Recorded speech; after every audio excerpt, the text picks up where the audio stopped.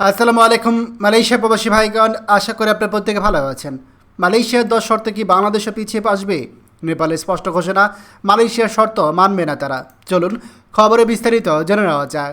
Malaysia calling ভিসায় চাঞ্চল্যকর নতুন আপডেট এসেছে। মালয়েশিয়ায় কর্মী প্রেরণের দেশগুলোর জন্য নতুন করে নির্ধারিত 10টি কঠোর শর্ত নিয়ে তৈরি হয়েছে বড় ধরনের বিতর্ক। এই শর্তগুলো মানতে অস্বীকৃতি জানিয়েছে নেপাল সরকার।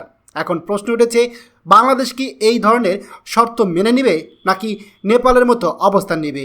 মালয়েশিয়ার জনপ্রিয় সংবাদ মাধ্যম মালয়েশিয়া কিনি এক প্রতিবেদনে জানানো হয়েছে, নেপালের শ্রম কর্মসংস্থান ও সামাজিক নিরাপত্তা মন্ত্রণালয় কূটনৈতিক চ্যানেলের মাধ্যমে মালয়েশিয়াকে আনুষ্ঠানিকভাবে জানিয়েছে যে তারা এই শর্তগুলো পূরণ করতে অক্ষম।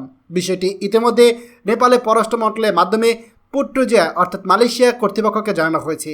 নেপালে দৈনিক কান্তিপুর পত্রিকা জানিয়েছে, নেপালের প্রধানমন্ত্রী কার্যালয়ে এক ঊর্ধ্বতন কর্মকর্তা বলেন, মালয়েশিয়া প্রস্তাবিত এই মানদণ্ড কার্যকর করতে হলে নেপালে অভ্যন্তরীণ শ্রম আইন পরিবর্তন করতে হবে, যা বর্তমানে কোনোভাবেই সম্ভব নয়। তিনি আরও বলেন, নেপাল ও মালয়েশিয়ার শ্রম সম্পর্ক দীর্ঘদিন ধরে দ্বিপাক্ষিক চুক্তি ও নীতির আওতায় পরিচালিত হচ্ছে। একতরফাভাবে নতুন শর্ত আরোপের মাধ্যমে নয়, বরঞ্চ পারস্পরিক আলোচনার মাধ্যমে সমস্যার সমাধান হওয়া উচিত। নেপাল সরকারের অভিযোগ, মালয়েশিয়া পররাষ্ট্র মন্ত্রণালয় প্রস্তাবিত এই 10টি শর্ত অবাস্তব, অন্যায্য এবং এটি মূলত পুরনো সিন্ডিকেট প্রথা ফিরিয়ে আনার একটি চক্রান্ত। তাদের দাবি, এই শর্তগুলো বাস্তবায়িত হলে নতুন এজেন্সিগুলো বাজার থেকে বাদ পড়বে এবং কিছু প্রভাবশালী গোষ্ঠী পুনরায় নিজেদের নিয়ন্ত্রণ হাতে নিয়ে নেবে।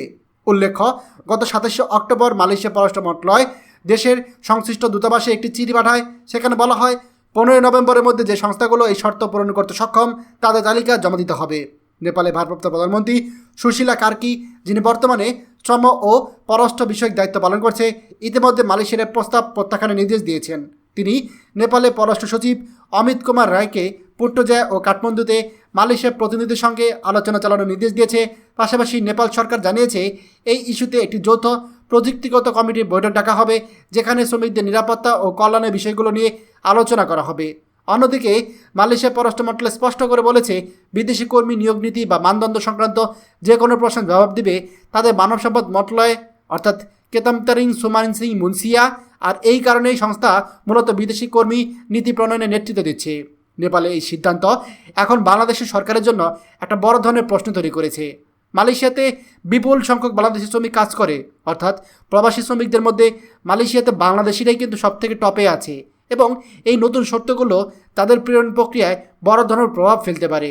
এখন শ্রমবাজারের নজর দিকে সবাই দিয়েছে যে বাংলাদেশ কি মালয়েশিয়ার এই শর্তগুলো মেনে নেবে নাকি নেপালের মতো অবস্থান নিয়ে নিজের দেশের স্বার্থ অক্ষুণ্ণ রাখবে।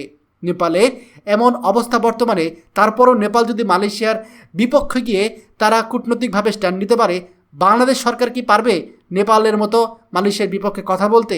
মালয়েশিয়া কর্মী প্রেরণের বাজারে বড় ইঙ্গিত, এই ইঙ্গিতটা বাংলাদেশকে ধরে রাখতে পারবে? সেটাই এখন বড় প্রশ্ন। খবরটি আমাদের মালয়েশিয়ার প্রবাসী সকল ভাইদের সাথে এক্ষুনি শেয়ার করে সবাইকে এই গুরুত্বপূর্ণ খবরটি জানার সুযোগ করে দিন।